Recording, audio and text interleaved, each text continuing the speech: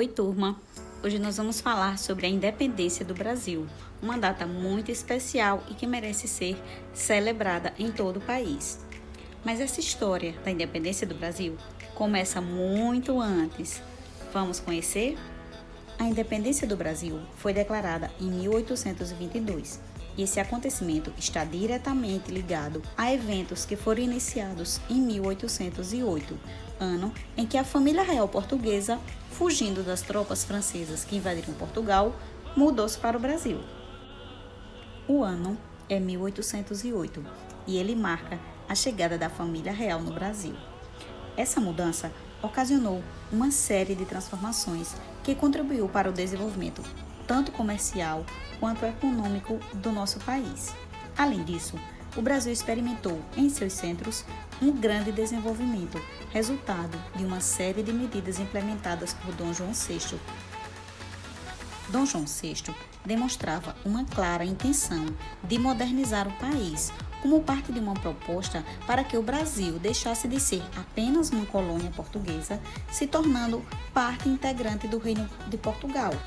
Isso foi confirmado quando, em 16 de dezembro de 1815, Dom João VI decretou a elevação do Brasil para parte do Reino Unido. Isso, na prática, significou que o Brasil deixava de ser apenas uma colônia e transformava-se em parte integrante do Reino Português, que agora passava a ser chamado de Reino Unido de Portugal, Brasil e Algarves. A presença da família real no Brasil havia proporcionado grandes avanços, mas ainda assim havia muitas demonstrações de insatisfação. Isso porque a mudança da família real para o Brasil havia resultado em grande aumento de impostos e interferido diretamente na administração da capitania. Enquanto isso, Portugal vivia uma forte crise, tanto política quanto econômica, em consequência da invasão francesa. E havia uma forte insatisfação em Portugal por conta das transformações que estavam acontecendo no Brasil, principalmente com a liberdade econômica que o Brasil havia conquistado com as medidas de Dom João VI. Em 1820, ocorreu a Revolução Liberal do Porto, organizada pela burguesia portuguesa. Um dos objetivos dos portugueses era o retorno de Dom João VI para Portugal, porque, na visão deles, Portugal deveria ser a sede do Império. Outra reivindicação importante dos portugueses foi a exigência que fosse restabelecido um monopólio comercial sobre o Brasil. Essa exigência causou grande insatisfação no Brasil, uma vez que demonstrava que eles estavam interessados em permanecer os laços coloniais em relação ao Brasil. O rei português, Dom João VI, pressionado por esses acontecimentos em seu país, resolveu voltar para Portugal em 26 de abril de 1821. Com o retorno de Dom João VI para Portugal, Pedro de Alcântara, seu filho, tornou-se regente do Brasil. Mas as exigências de Portugal não pararam por aí. Em dezembro de 1821, chegou a ordem exigindo o retorno de Dom Pedro para Portugal. E, como consequência disso, surgiu o Clube da Resistência. Em janeiro de 1822, durante uma audiência do Senado, um documento com mais de 8.000 assinaturas foi entregue a Dom Pedro. Esse documento exigia a permanência do príncipe regente no Brasil.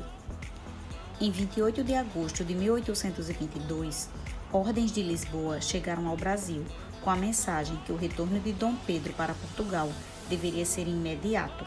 Além disso, anunciava-se o fim de uma série de medidas em vigor no Brasil e que eram tidas pelos portugueses como privilégios. E os ministros de Dom Pedro eram acusados de traição. Por este período, Dom Pedro estava em viagem a São Paulo. A ordem, lida por Maria Leopoldina, a convenceu da necessidade do rompimento com Portugal e, em 2 de setembro, organizou uma sessão extraordinária, assinou uma declaração de independência e a enviou para Dom Pedro, que estava em viagem a São Paulo. O mensageiro alcançou a comitiva de Dom Pedro na altura de São Paulo, quando estavam próximos ao rio Ipiranga. O príncipe regente leu todas as notícias e ratificou a ordem de independência com um grito às margens do rio Ipiranga, conforme registrado na história oficial. Com a independência do Brasil, o país tornou-se soberano e organizou-se como uma monarquia. Lembrando que na América do Sul, o Brasil foi a única monarquia, pois as outras nações organizaram-se como repúblicas. Dom Pedro foi então coroado imperador e nomeado como Dom Pedro I, em 1º de dezembro de 1822. Com isso, foi inaugurado o primeiro reinado, que durou de 1822 a 1831. Outra consequência da independência foi o endividamento do país, já que Portugal cobrou 2 milhões de libras do Brasil como indenização pela sua independência. A Declaração de Independência foi recebida positivamente por muitos, mas não por todos. As províncias do Pará, Bahia, Maranhão e da Cisplatina mantiveram-se fiéis a Portugal, e isso deu início ao que hoje conhecemos como Guerra da Independência do Brasil, composta principalmente por conflitos travados isoladamente em cada província e que se estenderam até 1824, mas isso já fica para outra aula.